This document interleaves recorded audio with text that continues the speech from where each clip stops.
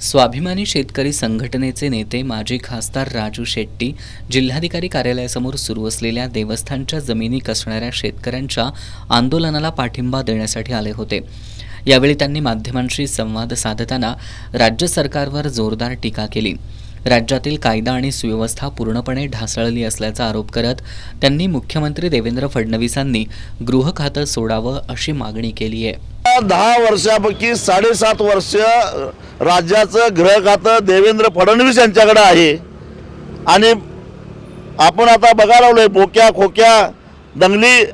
याचाच अर्थ देवेंद्र फडणवीस हे राज्याचा गृह विभाग सांभाळायला असमर्थ ठरलेला आहे। त्यांना राजकारणामध्ये जास्त रस असेल तर कठोरपणानं गृह खातं सांभाळणारा दुसरा मंत्री त्यांनी नेमावा। राज्यातील साखर कारखान्यांकडे 6,000 कोटी रुपयांची FRP अजूनही थकीत आहे। न्यायालयाचा निर्णय होऊनही साखर कारखानदार याकडे दुर्लक्ष करत असून याचा साखर आयुक्तांना जाब विचारणार असल्याचं त्यांनी सांगितलं। ऊस तुटल्यानंतर 14 दिवसांमध्ये FRP मिळावी, अन्यथा साखर जप्तीची कारवाई करावी या मागणीसाठी साखर आयुक्तांची लवकरच भेट घेणार असल्याचंही त्यांनी सांगितलं।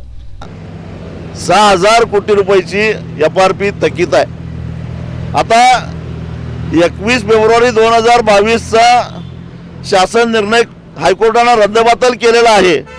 त्यामुळे ऊस दर नियंत्रण अध्यादेश 1966 नुसार शेतकऱ्याला ऊस तुटल्या दिवसानंतर 14 दिवस सोडले तर त्याचे जे काय व्याज होईल ते 15% प्रमाणे या कारखान्यांनी भरपाई करावी, अन्यथा त्यांच्यावर RRC अंतर्गत जप्तीची कारवाई करावी या मागणीसाठीच मी उद्या साखर आयुक्तांना भेटणार आहे। शक्तीपीठ महामार्गावर बोलताना त्यांनी पैशाचा वापर करून शेतकऱ्यांना जिंकता येईल असं राज्य सरकारनं गृहीत धरलंय। मात्र शेतकऱ्याला पराभूत करायला 10 जन्म घ्यावे लागतील हे सरकारनं लक्षात ठेवावं असं त्यांनी ठणकावलं।